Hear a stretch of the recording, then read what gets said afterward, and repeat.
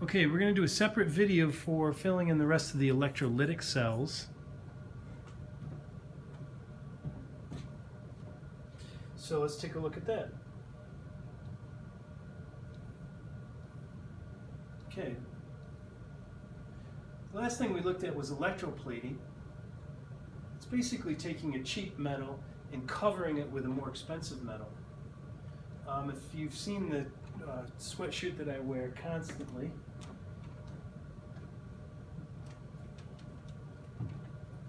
it's from Oneida Silversmiths, and Oneida Silversmiths over in Oneida, they were, up until several years ago, were world renowned for making silverware, and they finally got into cut glass and such, but most of the work that they did there is a very old company. They were doing electroplating. Okay, so a little local bit here. So we've got some terms to talk about here, and I'm going to try to do this because it's not lined up very well. So these terms, anodes and cathodes and electrodes, you have to know these. The confusing part is they're going to change depending on what kind of cell it is.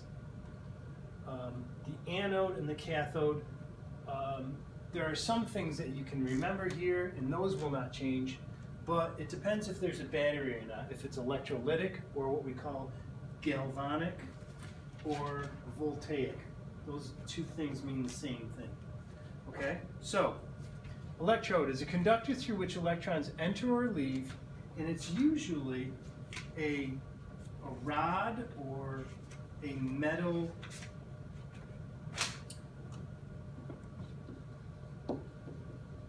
usually a metal rod or a metal bar. And the anode, and this is specific, in an electrolytic cell, this is an electrode that becomes positive. It becomes positive.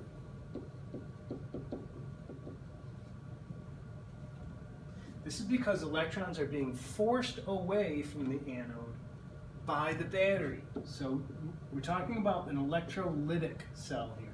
I want to underline that. So this is a little confusing.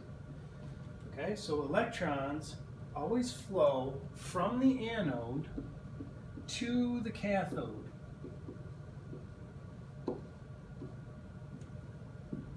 They are repelled by the negative and attracted to the positive. Since electrons are being pulled from this electrode, it becomes positive.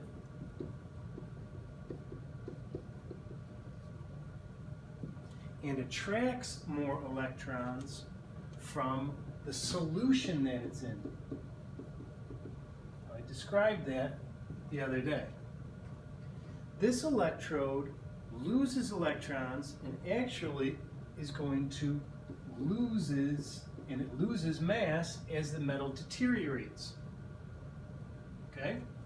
This is where oxidation occurs. And the mnemonic for this is anox. Anox. Okay? So Annie is positive, she can pull the ox. That's another way to think of it. Now, I'm a little nervous doing that. Come on.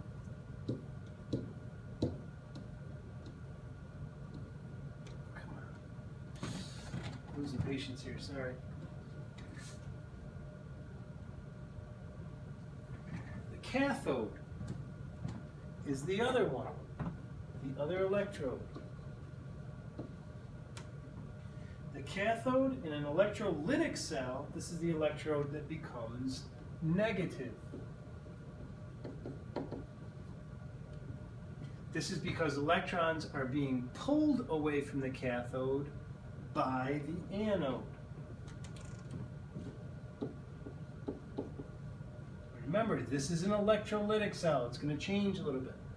Since electrons are being pushed toward this electrode, it becomes negative. And the way to remember this with the battery is the pushing and pulling of electrons. And it pushes off more electrons into the solution that it's in.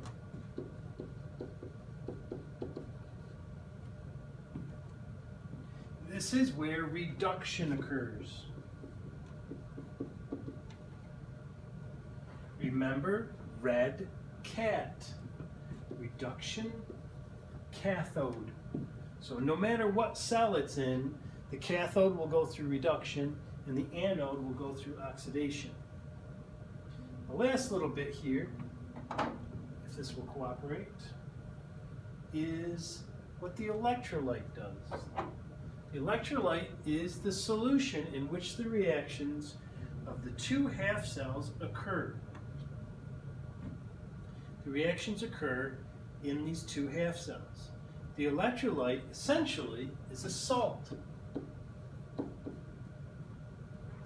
And it will dissociate. You know that salts dissociate or separate into its ions when put in water. The electrolyte should be a salt of the reduced metal. So here is our charge. This is the battery.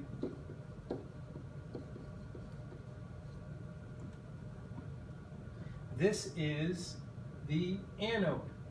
Okay? Positive part is the anode.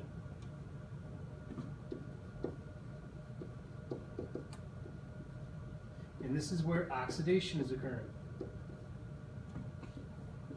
This one is the cathode. And this is where reduction is occurring. So this would be an example of an electroplating type of thing. So I'll use the same example. I've got copper sulfate. When I put it in water, it turns into copper 2+ and sulfate 2-. Okay? Electrons are forced out of the negative and return to the positive. So, when electrons go down here, there are extra electrons. These +2 copper ions are going to pick up 2 electrons from the battery to do this. Copper 2+, they gain electrons here to form copper solid. Okay? The copper solid starts to form around that plate. So this is the one that's getting plated. Over here, we have the sulfate ion being attracted to the positive. The electrons are getting drawn away from it, making it more positive. This is positive. And when that happens, the sulfates move over there. Okay? So you have the attraction between the sulfate and the positive.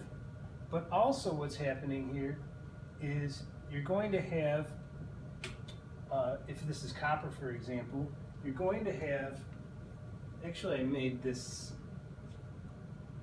zinc. Doesn't really matter. So what's happening here is on this side it's going to get reduced. It's going to take the copper ions from the solution, take the electrons from the battery, and then form copper solids. Okay? And the other side is getting oxidized. All right? So this is an electrolytic cell because there's a battery. going to stop there. Your homework is going to be the same sheet except the back. All of the back. Balancing half reactions. Let's see where that is. It's this one here. Okay? 4, 5, 6, 7, and 8.